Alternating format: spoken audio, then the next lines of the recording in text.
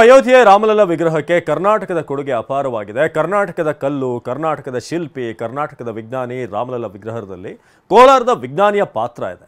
ವಿಗ್ರಹದ ಕಲ್ಲು ಆಯ್ಕೆ ಮಾಡಿದ್ದೆ ಕೋಲಾರದ ವಿಜ್ಞಾನಿ. ಅಯೋಧ್ಯೆಯ ರಾಮಲಲ್ಲ ವಿಗ್ರಹಕ್ಕೆ ಕರ್ನಾಟಕದ ಕೊಡುಗೆ ಪ್ರತಿಯೊಂದು ಹೆಜ್ಜೆಯಲ್ಲೂ ಕೂಡ ಕರ್ನಾಟಕದ ಛಾಪಿದೆ. ಅದು ಕರ್ನಾಟಕದ ಕಲ್ಲಿರಬಹುದು, ಕರ್ನಾಟಕದ ಶಿಲ್ಪಿ ಇರಬಹುದು. ಈಗ ರಾಮಲಲ್ಲ ವಿಗ್ರಹದಲ್ಲಿ ಕೋಲಾರ ವಿಜ್ಞಾನಿಯ ಪಾತ್ರ.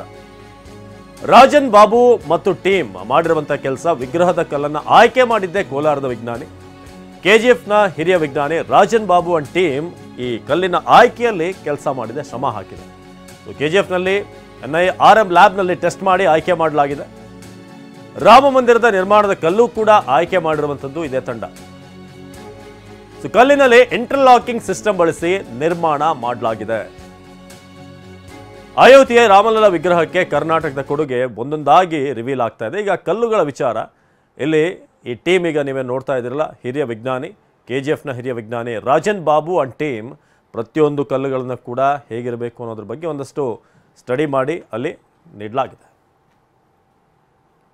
All top institutes in the country, the best brains of the country, IITs, IISc, NIRM, ಇವರೆಲ್ಲ ಒಟ್ಟಿಗೆ ಸೇರಿ ಒಂದು ಡಿಸೈನ್ ಮಾಡಿದ್ದಾರೆ. ಇಲ್ಲಿ ಆಲ್ ಎಕ್ಸ್ಪರ್ಟ್ಸ್, CBRI ಎಲ್ಲ ಇದ್ದಾರೆ. ಇದು ಸೆಸ್ಮಿಕ್ ಆ್ಯಕ್ಟಿವಿಟೀಸ್ ಎಲ್ಲ ನೋಡಿಕೊಂಡು ಏನು ಭೂಕಂಪ ಬಂದರೆ ಏನು ಎರ್ತ್ಕ್ವೇಕ್ ಪ್ರೊಟೆಕ್ಟಿಂಗ್ ಸ್ಟ್ರಕ್ಚರ್ ಅಂತ ಹೇಳ್ತೀವಲ್ಲ, ಅದನ್ನು ಅಲ್ಲಿ ಮಾಡಿದ್ದಾರೆ. ಅದು ಏನಾಗಲ್ಲ, ಮಳೆ ಬಂದರೆ ಏನಾಗಲ್ಲ, ಬೇರೆ ಏನು ನ್ಯಾಚುರಲ್ ಡಿಸಾಸ್ಟರ್ ಬಂದರೆ almost it is taken care. Everything is taken care. 1000 yearsವರೆಗೆ ಏನಾಗಲ್ಲ, ಅದು ನಾವು ಹೇಳ್ಬೋದು as A rock mechanics engineer.